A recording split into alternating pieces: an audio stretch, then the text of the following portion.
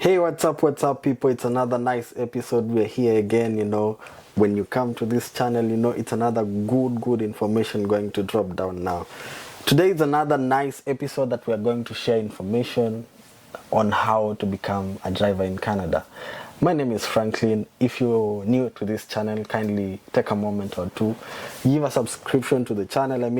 When we're going to share another new information, it's going to be an exciting session. So now let's get deep into the information. How do you become a driver in Canada? This is a question that you can be asking yourself, whether you're in the country right now, whether you're becoming of age, whether you're back in your country, you're thinking of, when I go to Canada, how am I going to become a driver? So all these things you can think of. I'm gonna give at least a snippet of what you're gonna expect and how you're going to, and what steps you're going to take to become a driver in Canada. Now, the exciting thing about Canada is that in Canada we have a graduated licensing kind of system. No, you get to improve as time goes by. When you begin from the first step, and then you go to the second one, and then you go to the third one. There are three major stages of being a driver in Canada. The first step you're gonna have to take is the G1 driving test. What really happens in the G1 section of trying to be a driver in Canada? G1 normally is a written test. This is whereby you go and learn about instructions, road signs. This is whereby you're able to get conversant with yourself and try to learn about the Canadian highways. This is where you get more information about the Canadian highways, and this is also where you're gonna do the written test. What does it take for you to do a written test? Now, in the G1, normally it's around the fee that you get to pay to do the G1 is around 160 Canadian, roughly around 160 Canadian dollars. How do you get to do the exam? Normally, after you've gone and tried to learn the signs, tried to learn the instructions, you've learned all this, normally there is a place that you go and do your exam. How do you get to be a driver in Canada again? Sorry, I omitted this. For you to be a driver in Canada, you need to be at least of age 16 and above for you to be a driver. Now, when you're of age 16, you must be of a sound mind. Don't forget that, because if you're insane, I don't think you're gonna be a driver. You get that? Yeah, you must be of a sound mind. And then the third thing, you must be well able to see. You must be visually able to see. If you're visually impaired, I don't think you're able to drive unless you have assists that are able to help you on how to drive.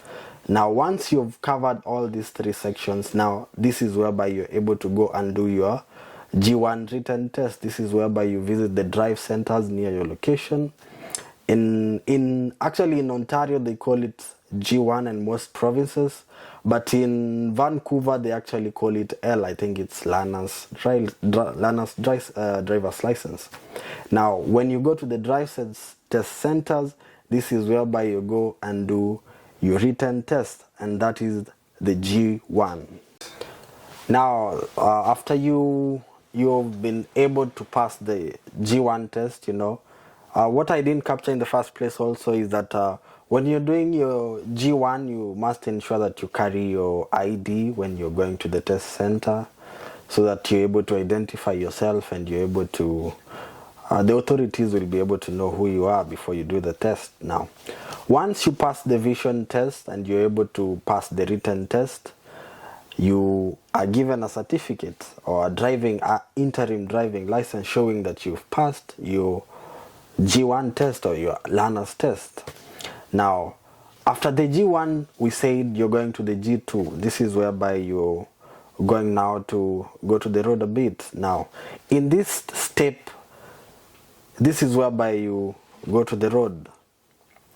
But just to add on that, if you are a driver back in your country, this is where the juicy part is. If you are experienced, you are driving from back home and you basically you know how to drive, you know the basics of being on the road, and you know how to handle a car. You have a privilege here. You're able to transfer your experience from back home and bring it here. What you normally need to do is that you come with your driver's license, and you're able to take it to a place that is able to, somebody is able to confirm that you had the experience. Now in this country, in Canada, how are you able to show that? How are you able to show that you are driving back home? Now, like for me, for instance, I come from Kenya. What did I do? I take my driver's license, I take to the High Commission of Kenya. This is whereby the commission is able to certify that I was a driver back home, and I have the number of the years experience on the driver's license if I was driving back home. That is how you do it if you're coming from different parts of the country. Now, another thing is that once you're able to do that, it means you're not going to do the G2 test. You're going to go directly to the G test, because once you show that you have experience, you're going to pass the G2 and you're going to be taken to the G. But now here, the G, you'll only have one attempt to show that you're able to drive on the road, and you're able to show that you will handle a car very well, you have the road confidence, and you're able to drive very well in the highways of Canada. Now, what really happens in the G2? In the G2, this is whereby you go to the road. The instructor takes you to the road. You show that you're able to park a car carefully, you're able to park a car in the right way, you're able to stop where stop signs are, you're able to, you know how to use the traffic signs, you know how to merge on the road very well, you're able to do proper turns. That is what the G2 test normally covers. You're able to do all the turns very well, you're able to do parking well, you're able to park on the street, you're able to park parallel parking, you're able to do side parking, you're able to do 180 turns, you're able to do 360 turns, you're able to do 90 degree, let's say 90 degrees turns, you know. That is the test that normally is covered under the G2. What do you need to do after you've done the G1 and now you want to progress to the G2? Normally, they allow you 8 months for you to go and do the G2 exam. But if you had the number of some years experience from back home, let's say you went and did your G, but you didn't pass. This is whereby you're taken back to do the G2 test. Don't get confused there. If you had experience from back home and now you are allowed to go and do your G test directly, but you failed, you are taken back to the G2. This is whereby you're going to do the G2 test and show that you're able to drive.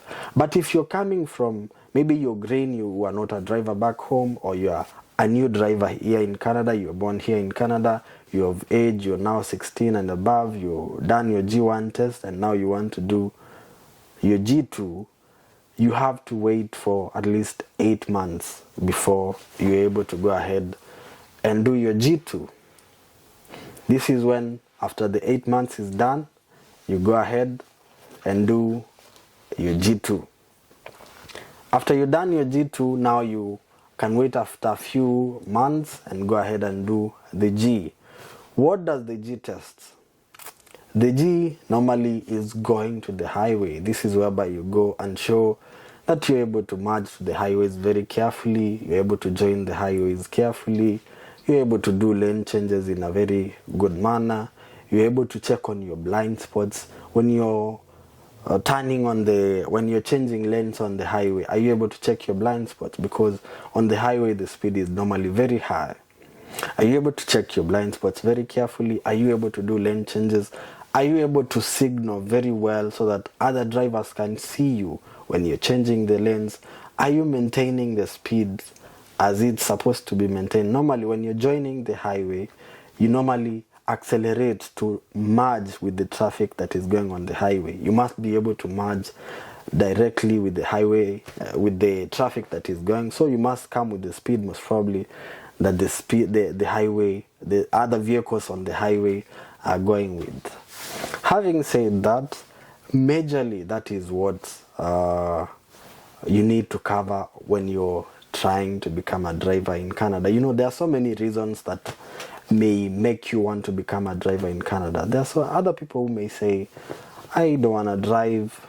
Is it too early for me to drive? Is it too late for me to drive? But there are so many reasons that can make somebody want to own a car in this country. You know, in this country, they have a public transport system whereby I can say it's, in the cities, it's efficient. You're able to hop on a train, you're able to hop on a transit car, you're able to hop on a TTC like in Toronto, in Ontario.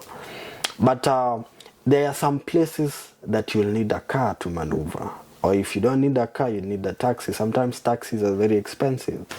If you're moving from a city to another city, either you use a public, a bus, a public transport system, or you have your own car. But you know, there are so many things that may lead you to have a car. Maybe if you have a family and you want to move from point A to B, you know, you can't keep taking a taxi all the time, and it's actually expensive. It's actually, sometimes it's good for you to have a car so that it helps you save on some costs. So there are so many reasons that might lead you to have a car. Or maybe you're a student, you're a newcomer in this country, and you're trying to ensure that you move from one point to another. You're trying to maybe do a job and go to school.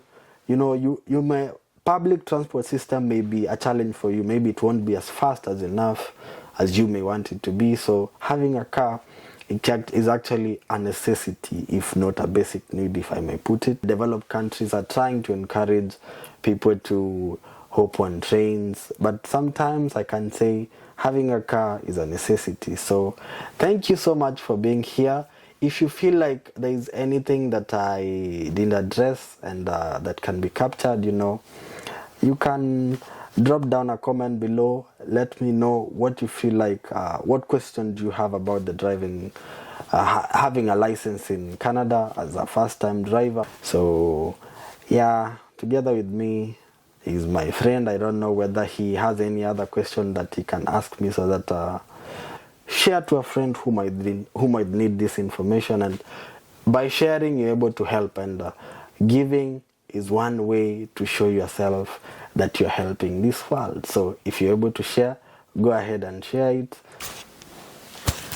Yo, my brother, I have a question for you. Let's say like I'm doing my G2, okay? Yeah. So like I'm going for my road test. Yeah. At least I think you can elaborate to them and let them know like when you're doing the parallels, all those sorts of stuff. Yeah. At least for them to understand. When we say parallel, reverse parking, front parking. Yeah, I think you might talk about that. Okay, I think let's, I might not be able to explain that verbally, so most probably on the next episode that we are going to show while we are in the car, I'll be able to tell the parallel parking, doing the U-turns, doing the 360, doing the 180. I mean, I'll be able to actually show them that. So, yeah. So, big up. yeah. So yeah, I want to ask something. Yeah. For example, about it's about changing the your DL. Yeah. From Kenyan to Canadian. Yeah. How long does it take? Now, I think this might differ depending on different countries and different embassies. For instance, if you ask my experience, according to me, because me too, I was able to transfer my experience from back in my country, it took around 3 weeks for the exchange altogether to happen, for my experience to be transferred, and me to get a letter from the embassy that I was able to present at the drive test. So it took me approximately 3 weeks for the letter to come back after I had sent a letter requesting for the letter showing my experience on my driving license. So it took approximately 3 weeks for the letter to come out. Yes. Another question, let's say like I have only the basic knowledge, like I Yes. got the G1. Yeah. Let's say I'm driving the normal roads. Yeah. Can say the community roads, or how can I put it? Let's say something like that. Okay. Yeah. So let's say I'm driving with a G1. Yeah. Let's say like I don't have a person who have experience beside my other chair. Yeah. So like if a police catches me, Yeah. is there something like a fine, or they don't care about that? Now, here is what I can add on that is that when you are a G1 driver, you can drive, but under supervision of a G driver who has more than 3 years experience. Now, you as a G1 driver, you're not allowed to drive in Canada unless there is a G driver sitting beside you. And you're also not allowed to carry passengers without a G driver beside you. So let's say you're in a situation whereby you are caught driving as a G1 driver without a G driver beside you. That means you're gonna be ticketed, and you're gonna get a ticket for sure, because you didn't follow the rules. You needed to have a G driver beside you, but I don't think they are really harsh on you. They just want to let you know that they want you to be safe, and it's for your safety. So for sure, as a G1 driver, if you drive without a G driver, you're gonna be in problems. Yeah. As a G2 driver, Yeah. am I supposed to drive up to midnight, or no issue with that? As a G2 driver, yes, you can drive until midnight. Yeah. Oh, so as a G driver, you're able to drive all day, but as a G1 and a G2 driver, you have limitations when it comes to driving. You cannot drive past midnight as a G1 driver and as a G2 driver. So, and also as a G1 and G2 driver, you're not allowed to go into the highways.